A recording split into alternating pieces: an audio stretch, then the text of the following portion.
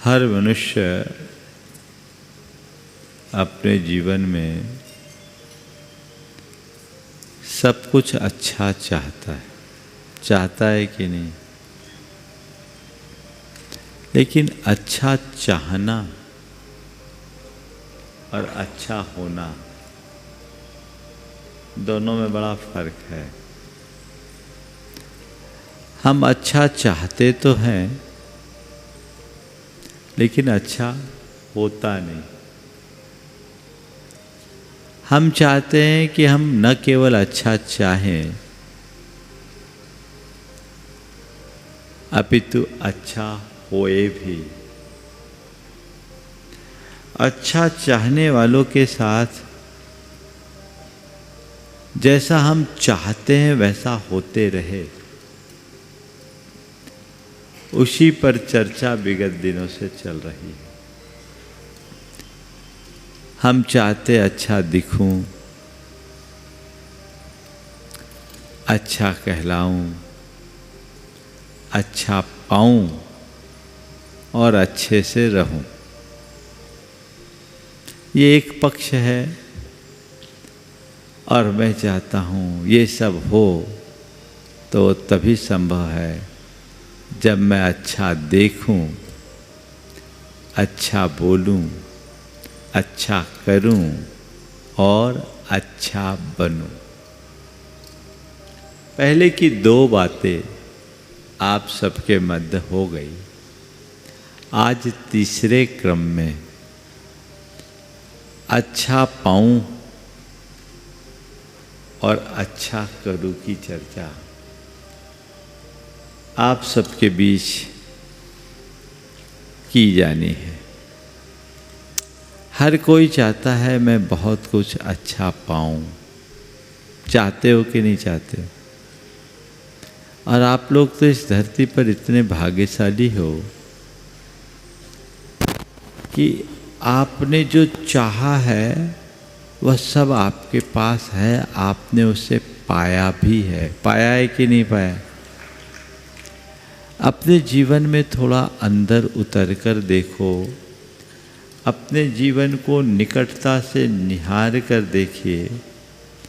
आप पाएंगे मैंने इस जीवन में बहुत कुछ अच्छा पाया है। पाया है कि नहीं? बोलो, क्या क्या पाया है? थोड़ा एक बार नोट करें।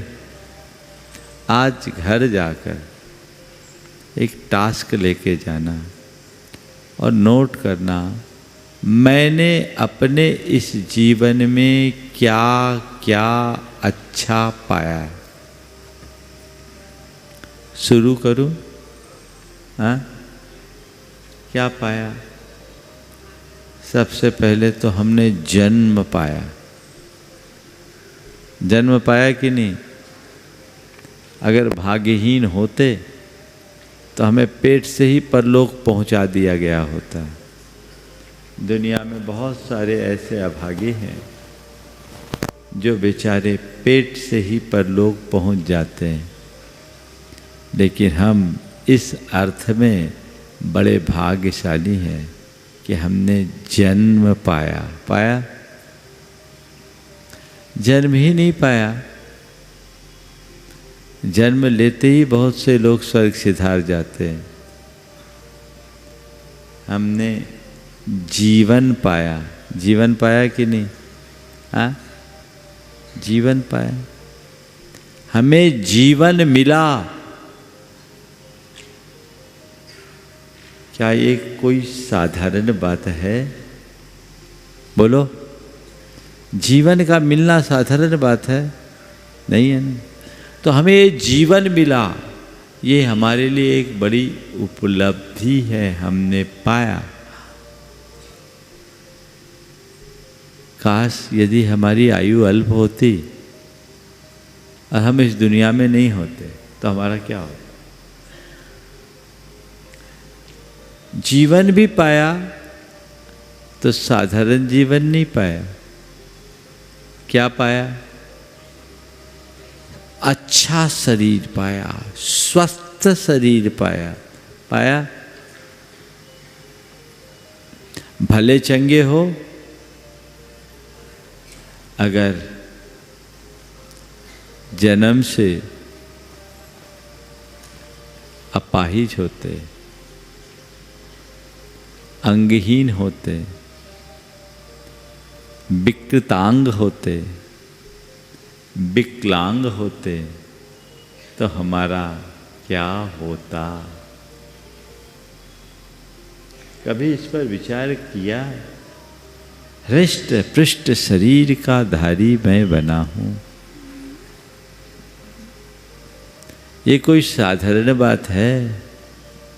इस धरती पर बहुत से अपाहिज लोग घूमते हैं, बहुत से अंगहीन लोग घूमते हैं, बहुत से मूक बधिर लोग दिखाई पड़ते हैं। उस अर्थ में अच्छे हैं कि नहीं, है ना? तो हमने क्या पाया? अच्छा शरीर पाया। ठीक, अच्छा शरीर ही नहीं पाया। धन संपन्नता पाई,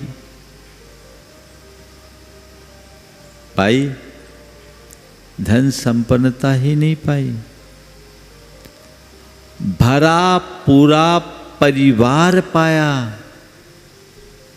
पाए कि नहीं? और बुद्धि पाई। काश अगर धन संपन्नता नहीं होती तो क्या होता? आज कितने भाग्यशाली हो कि अपने समस्त जरूरतों की पूर्ति करने में समर्थ हो। जो चाहो सब तत्काल प्रभाव से तुम प्राप्त करने में समर्थ हो। दुनिया में तो ऐसे भी बहुत से लोग हैं जिनको 2 जून की रोटी भी बहुत मुश्किल से मिलती है ना? आप इस अर्थ में भाग्यशाली हो कि नहीं? धन संपन्नता, भरा पूरा परिवार। बहुत से तो ऐसे हैं कि जन्म लेते ही अनाथ हो जाते हैं, अनाथालयों में पल रहे हैं। और बहुत से ऐसे भी हैं जिनने अपने पूरे परिवार को खोकर अनाथ पने का अभिशप्त जीवन जीने को बाध्य हो गए हैं। तो 4 बातें: अच्छा शरीर, धन संपन्नता, परिवार और अच्छी बुद्धि। पर लिख गए हो, मंद बुद्धि नहीं हो, विकृत बुद्धि नहीं हो, अल्प बुद्धि नहीं, सब कुछ पाया। अच्छा पाया, ये योग है। अच्छा करूं, ये प्रयोग है।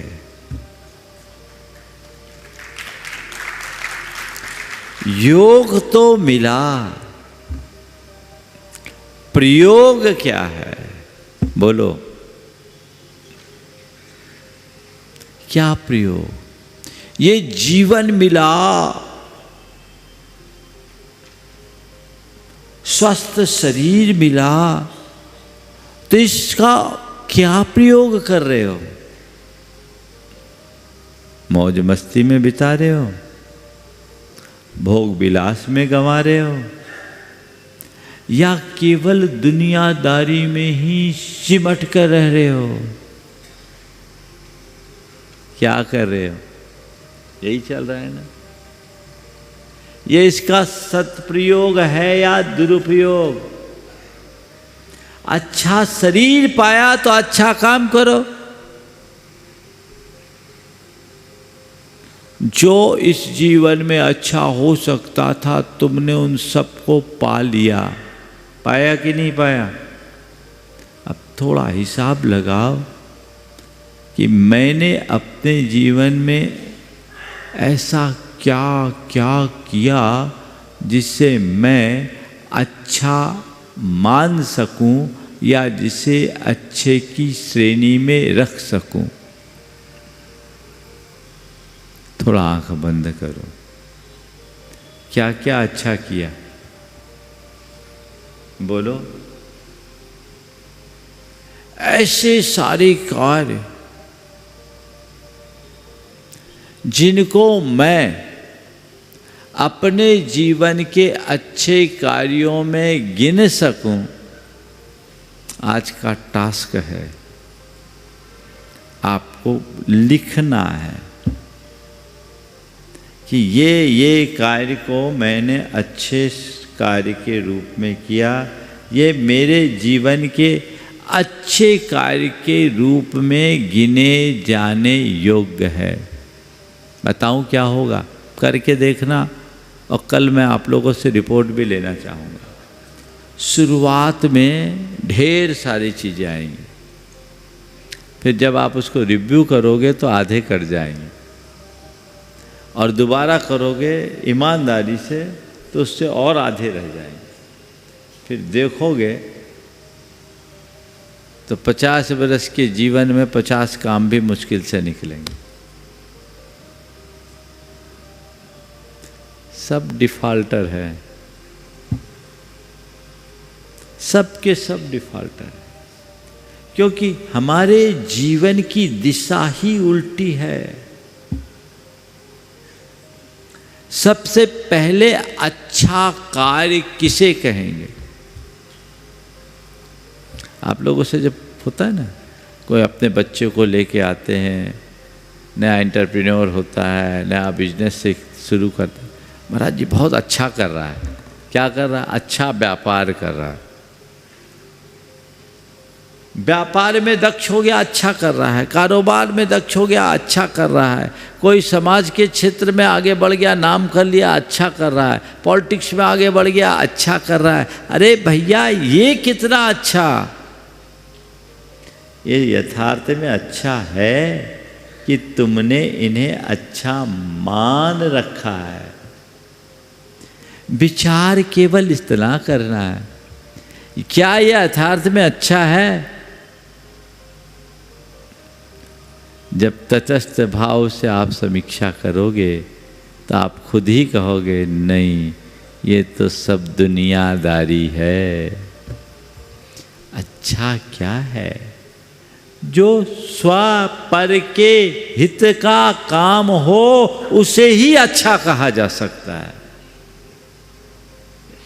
निज हित यानी अपनी आत्मा का हित, और पर हित यानी पर प्राणी का कल्याण जिसमें हो, हित जिसमें हो। तो स्वपर कल्याणकारी कार्य को ही हम अच्छे कार्य के रूप में गिन सकते हैं। तो हमें ये देखना है कि मैंने अपने जीवन में क्या अच्छा किया। मैं तो मान लेता हूँ आपने आज तक जो कुछ भी किया सब अच्छा किया, मान लो। क्यों नहीं मानो? मान लो ना, आपने जो कुछ किया अच्छा किया। ऐसे ही हम लोग तो जब मामला निपटाना होता है तो यही कहते, जो हुआ अच्छा हुआ, चलो आगे का काम करो। तो मैं भी निपटा लेता हूँ, जो हुआ अच्छा हुआ। आपने अब तक जो किया सो अच्छा किया, अब क्या करना है? अब और अच्छा करना है, ठीक है ना? बुरा क्यों कहो, अच्छा ही कर रहे, अब और अच्छा करना है। अच्छा शरीर पाकर अच्छा करना है, तो क्या करो? इस शरीर से अच्छा करना है तो दो ही काम अच्छा है। पर के लिए सेवा, निज के लिए तप। इस शरीर से आप करना चाहो तो क्या करो? सेवा करो और तप करो। सबल शरीर मिला है तो सेवा परोपकार में लगो। सक्षम शरीर के धारी होकर के भी जो दूसरों की सेवा में आगे नहीं बढ़ता, उसके सबल होने का कोई अर्थ ही नहीं है। आज के इस बढ़ती हुई उपभोक्तावादी सोच ने सेवा भाव को समाप्त सा कर दिया है, क्योंकि हमारा मन दिनों दिन संवेदनहीन होता जा रहा है और बढ़ती हुई संवेदनहीनता ने हमें पूरी तरह से आत्म केंद्रित कर दिया, जिसके कारण प्रेम परस्परता जैसे मूल्य तिरोहित हो गए। और जब ऐसी स्थिति होगी तो सेवा परोपकार आएगा कहाँ? पहले लोग बाहर और लोगों की सेवा करते थे, अब तो अपनों की भी सेवा नहीं होती। होती है क्या? थोड़ा सा देखिए कितना अंतर हो गया। पहले अगर किसी को खांसी आती थी तो बाजू में बैठने वाला कोई भी हो उसकी पीठ सहलाता था, फट से पीठ सहलाता था। आज कोई खांस रहा है तो बाजू वाला अपना मोबाइल चटका रहा है, कोई मतलब नहीं। ज़्यादा खांसने से डिस्टरबेंस हुआ तो एक बार देखेगा, खांसी आ रही है, दवाई ले लो, फिर लग जाएगा। यही है ना? बोलो। ऐसा करके मनुष्य अब मनुष्य भी नहीं रह पा रहा है। सबसे दुर्भाग्यपूर्ण बात ये है। अंदर में भाव जगाइए सेवा का। ये जीवन मिला है, इस जीवन को हम यदि सही दिशा में नियोजित नहीं कर पाए तो हमसे बड़ा अभागा और कोई नहीं है।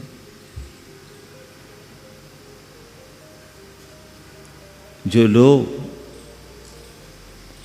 ऐसे कार्यों से वंचित रहते हैं उनको इसका आभास अंत में होता है।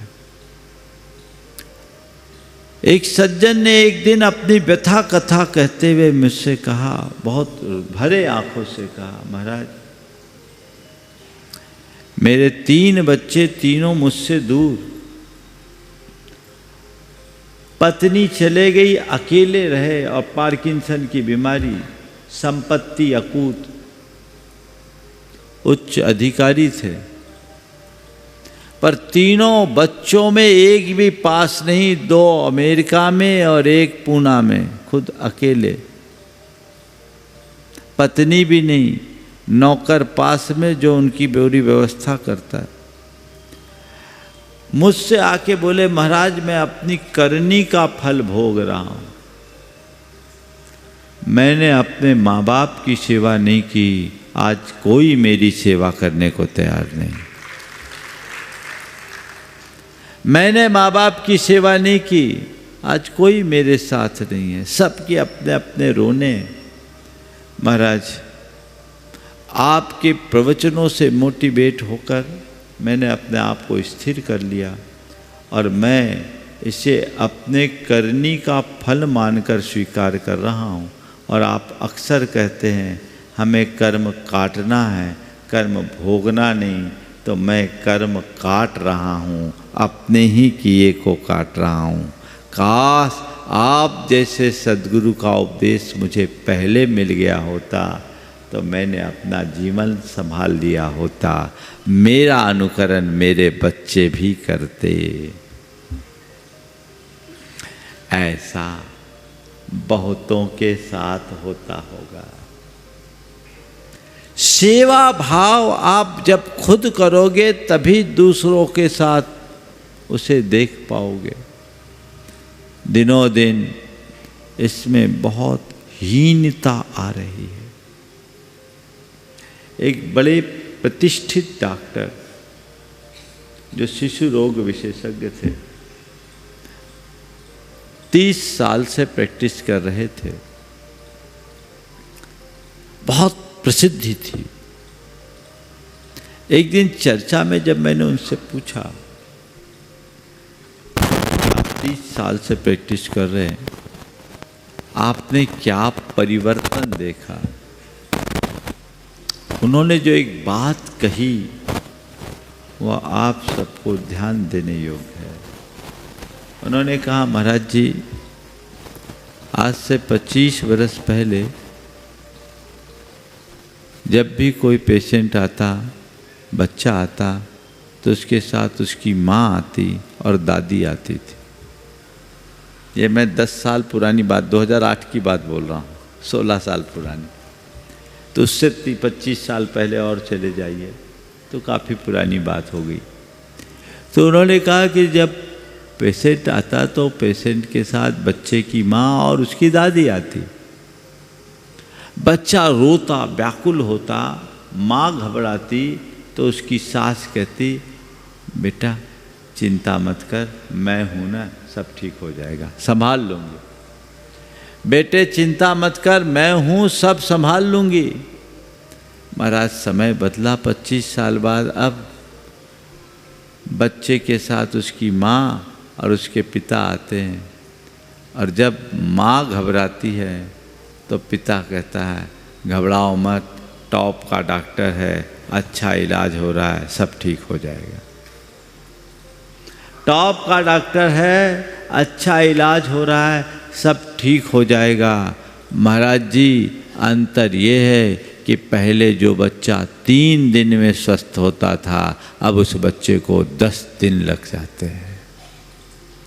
पहले जो बच्चा 3 दिन में स्वस्थ हो जाता था, अब उस बच्चे को 10 दिन लग जाते हैं। क्यों? पहले सेवा थी, प्रेम था, अब केवल फॉर्मेलिटी रह गई, तो कैसे जीवन को गति मिलेगी? लक्ष्य बनाइए, सेवा का भाव अपने हृदय में जगाइए और इसकी शुरुआत घर से कीजिए, धीरे धीरे बाहर निकलिए, तब आप कुछ अच्छा करने की शुरुआत कर पाएंगे। आज मैं ऐसे अनेक लोगों को जानता हूं जिनको सुबह कुत्तों को घुमाने का वक्त है, पर अपने बीमार माँ बाप को अस्पताल ले जाने का वक्त नहीं। कुत्तों को घुमाने का वक्त है, पर बीमार माँ बाप को अस्पताल ले जाने का वक्त नहीं। मुझे तो दिखता है कुत्तों को बाप से ज़्यादा प्यार करते हैं और माँ बाप को कुत्तों से ज़्यादा दुर्व्यवहार करते हैं। कैसे होगा जीवन? कहाँ जा रहे हैं? ये पढ़े लिखे लोगों की सोच है। ये प्रवृत्ति बदलनी चाहिए। सेवा का भाव अपने हृदय में जगाइए और इसे घर परिवार से शुरू कर सर्व समाज तक फैलाइए। दूसरा है तप। ये शरीर भोगों में रमाने के लिए नहीं मिला, ये शरीर भव सागर से पार उतरने के लिए मिला है। अगर दुरुपयोग करोगे तो सड़ोगे, बार बार नहीं मिले। तप करो, पार उतरो। कई बार किन्हीं को लंबी सजा होती है ना, तो लंबी सजा में कभी कभी पैरोल पे छोड़ा जाता है ना। और पैरोल पर जब छोड़ा जाता है तो एक निश्चित समयावधि के लिए छोड़ा जाता है और उनके लिए एक गाइडलाइन होती है, उससे बाहर उनको नहीं चलना। उस गाइडलाइन के अनुकूल ही चलना पड़ता है, पता है ना। और यदि ऐसा कोई उसका उल्लंघन कर दे तो तुरंत वापस जेल में आना पड़ता है और फिर दोबारा पैरोल भी ख़त्म हो जाती। भैया सब पैरोल पे हो। क्या बोल रहा हूँ? हम आप सब पैरोल पर हैं। ढंग से जियोगे। देखो थोड़ा बंद कर, इसको बंद करा लिया। सब पैरोल पे हैं, ढंग से जिएंगे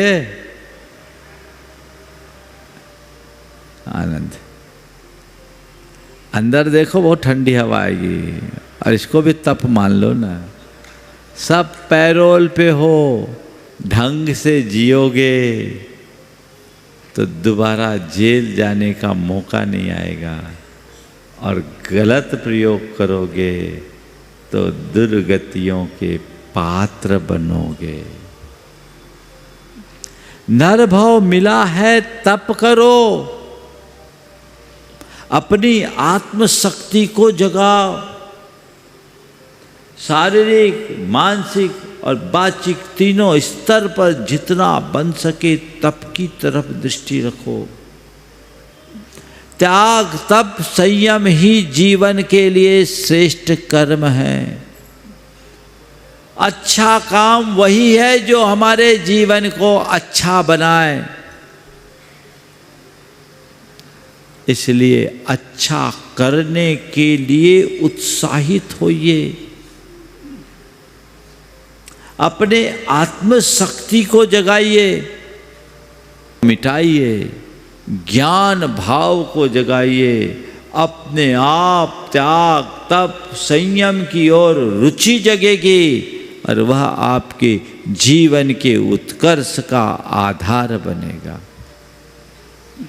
अंतरंग में ऐसा भाव जगाने की चेष्टा करनी चाहिए, उसके लिए सत प्रयत्न करना चाहिए। ये समय की बहुत बड़ी आवश्यकता है। आप तप करना चाहेंगे, महाराज तप के नाम से ही हमारे कंठ सूखने लगे।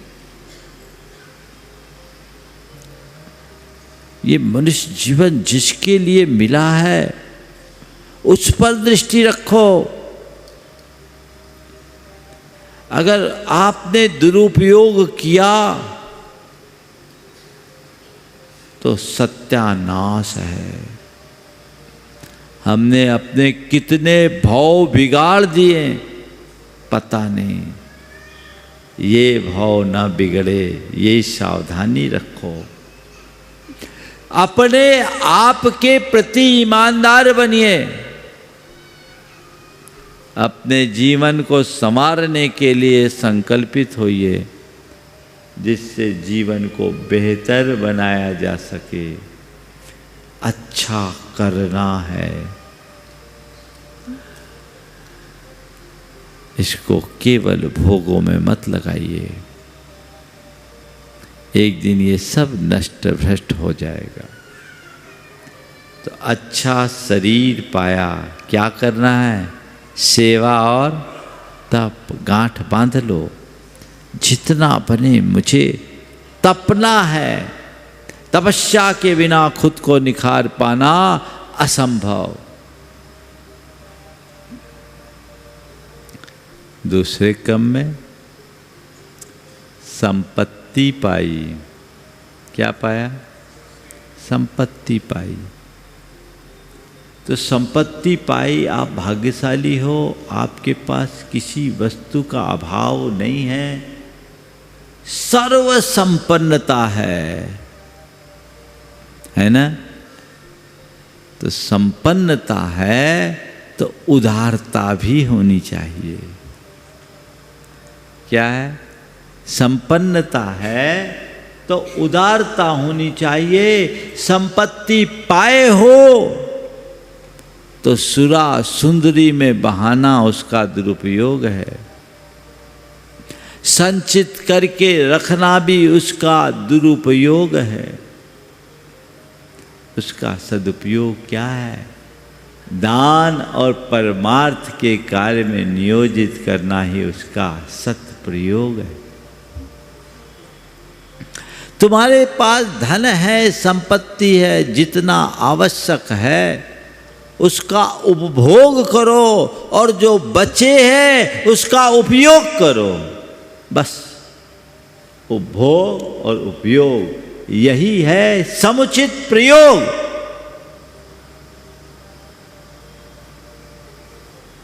आप कितना उपभोग करते हो?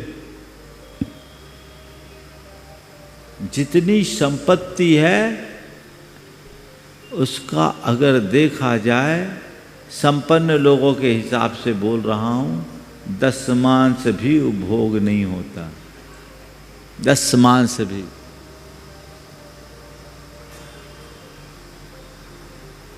बाकी क्या है? केवल संचय संग्रह, उपयोग तो बहुत कम ही करते हैं। एक बार एक भाई ने कहा, महाराज 50 करोड़ वाला हो चाहे 500 करोड़ वाला, स्टेटस बराबर है। 50 करोड़ वाला भी वही WBM में घूमेगा और 500 करोड़ वाला भी उसी कार में घूमेगा, वो भी उसी बिजनेस क्लास में सफ़र करेगा, वो भी उसी बिजनेस क्लास में जाएगा, वो भी उसी बिजनेस क्लास के सूट में रहेगा, वो भी वैसी बिजनेस क्लास के सूट में रहेगा, वो भी वही ब्रांडेड कपड़ा पहनेगा जो 500 करोड़ वाला और 5000 करोड़ वाला पकड़ता है। कोई अंतर नहीं है।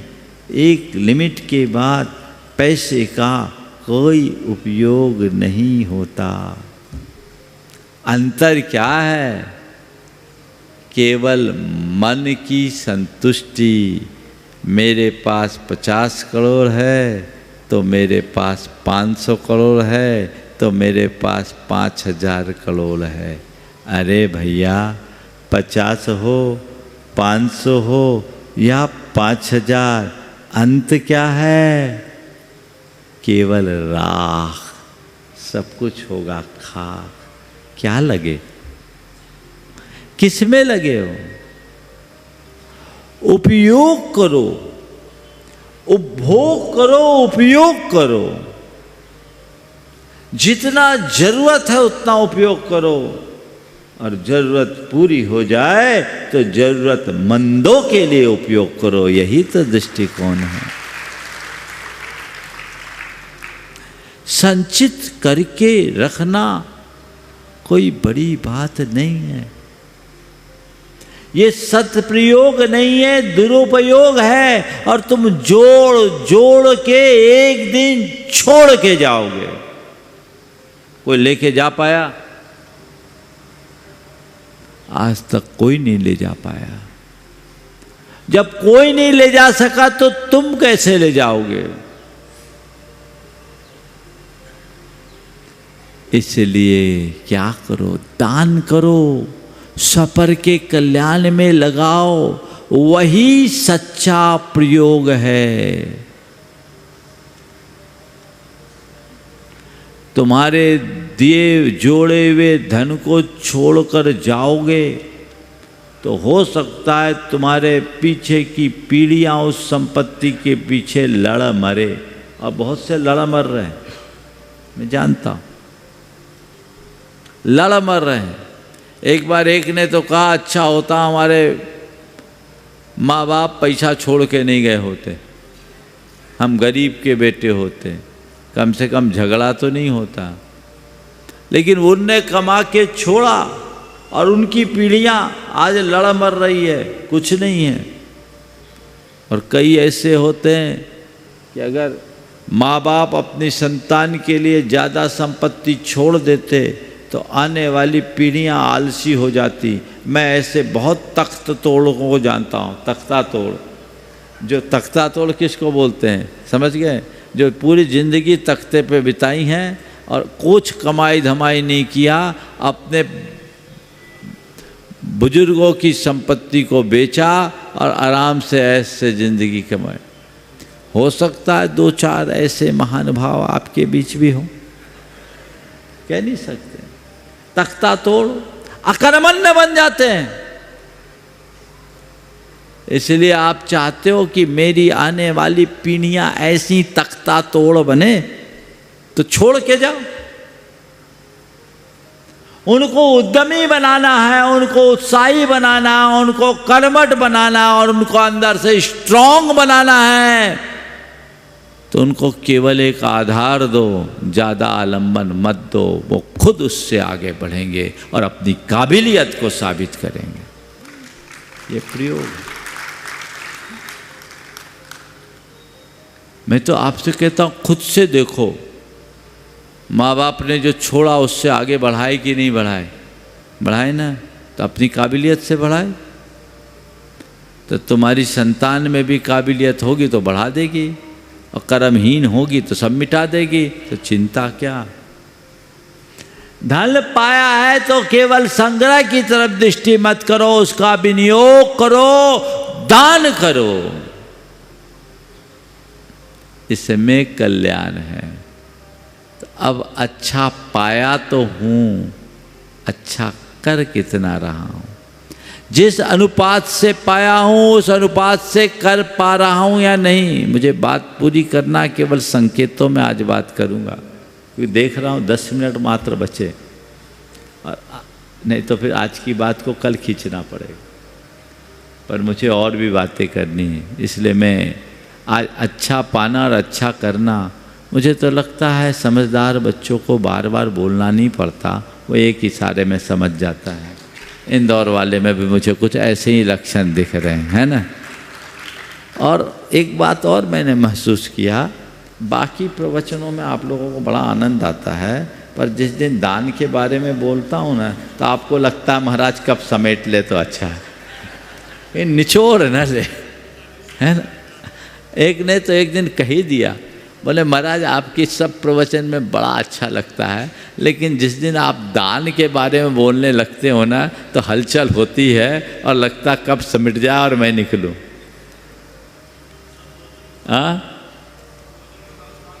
हाँ, तो क्या कह रहा हूं, संपत्ति पाई है तो उसका सद्व्यय कीजिए, अपने लिए कम, औरों के लिए अधिक खर्च कीजिए। संग्रह नहीं, अनुग्रह का भाव रखो। संग्रह तुम्हें कंजूस का नाम देगा, और अनुग्रह से तुम उदार कहलाओगे। मैं आपसे पूछना चाहता हूं,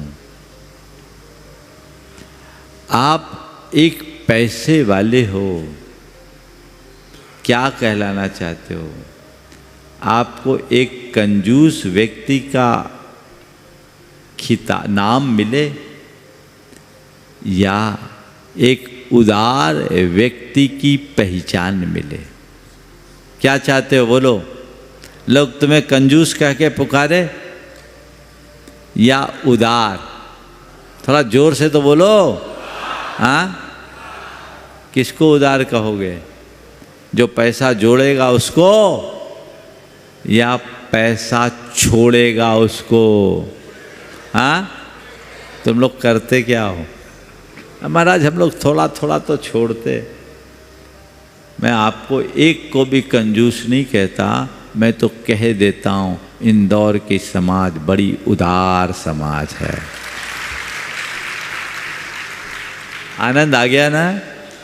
लेकिन मुझे कब आनंद आएगा मालूम?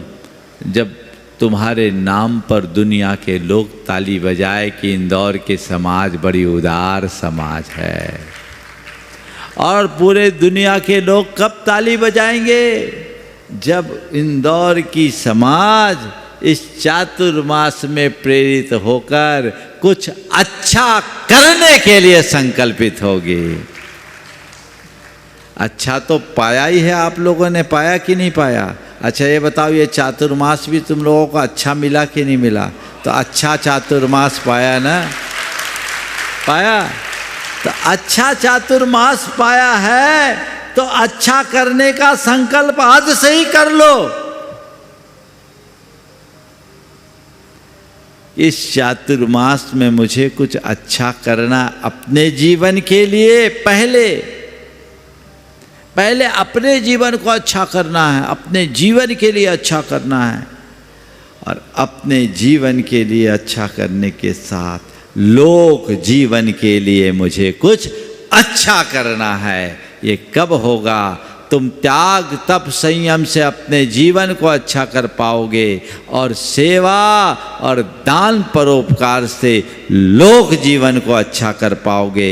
निज और पर का हित साधना ही अच्छा कर्म है, इसलिए अच्छा करना अपना धर्म है। वो अंतरंग में जगाइए। जीवन को बेहतर बनाने का यही एक मार्ग है। आगे चलूं? शरीर मिल गया, संपत्ति मिल गई, इतने ही नहीं, आप बहुत धनी हो। आपको क्या मिला? परिवार और संस्कार मिले। क्या मिले? परिवार और संस्कार। अच्छा भरा पूरा परिवार, अच्छा संस्कार मिला। संस्कार नहीं मिला होता तो आवारा अपराधी बने घूमते रहते, और परिवार नहीं मिला होता तो अनाथों की भांति रहते। लेकिन ये सब मिला है तो क्या करो? प्रेम से रहना सीखो। हृदय में प्रेम का संचार करो। प्रेम से जिए और प्रेम बांटने का अभ्यास करें। आज के समय में प्रेम की बहुत कमी दिख रही है। ये सब मिला, भरा पूरा परिवार है, फिर भी प्रेम नहीं। एक छत के नीचे रह रहे हैं फिर भी एक दूसरे से दूर। अब एक छत के नीचे की बात तो जाने दो, एक बिस्तर पर सोने वाले भी, एक पूरब एक पश्चिम, क्या कहानी है। एक बार मैं एक जगह, हमारा चातुर्मास चल रहा था, एक युवा महिला आई, महाराज आपकी पिच्छी चाहिए। मैंने उनकी उम्र देखी, मैंने कहा भाई पिच्छी के लायक तुम्हारी उम्र नहीं, इसमें आजीवन ब्रह्मचर्य व्रत लेना होता है। बोले महाराज आप पिच्छी दे दीजिए, हम लोग तो 6-6 महीना एक दूसरे से बात तक नहीं करते। हमने कहा तब तो और भी नहीं मिले। 6-6 महीना एक दूसरे से बात नहीं करते, पति पत्नी है, एक छत के नीचे एक बिस्तर पर रहने वाले, और एक दूसरे से इतनी दूरी बनाए रखना क्या जीवन है। प्रेम से रहो, हिल मिलकर रहने का अभ्यास कीजिए। प्रेम से जिए और प्रेम बांटिए। ये जीवन का आनंद है। इसको हम अपने जीवन को आगे बढ़ाने में बहुत उपयोगी बना सकते हैं। और आखिरी बात, अच्छी बुद्धि मिली है तो भगवान की भक्ति कीजिए। यही बुद्धि का सदप्रयोग है। प्रभु का गुणगान कीजिए, धर्म की प्रभावना में कुछ अच्छा काम कीजिए। आप लोग अपनी बुद्धि चलाते व्हाट्सएप में नेगेटिविटी फैलाने की, सोशल मीडिया में उल्टी सीधी बातें फैलाने की। ये बुद्धि नहीं, दुर्बुद्धि है। तो दुर्बुद्धि से बचिए, सद्बुद्धि को अपनाइए, जिससे जीवन को बेहतर बनाया जा सके। तो अच्छा पाने के साथ अच्छा करने की बात आगे भी चलते रहेगी, और हम अपने जीवन को अच्छा बनाने के लिए संकल्पित होंगे। बोलिए परम पूज्य आचार्य गुरुवर श्री विद्यासागर जी।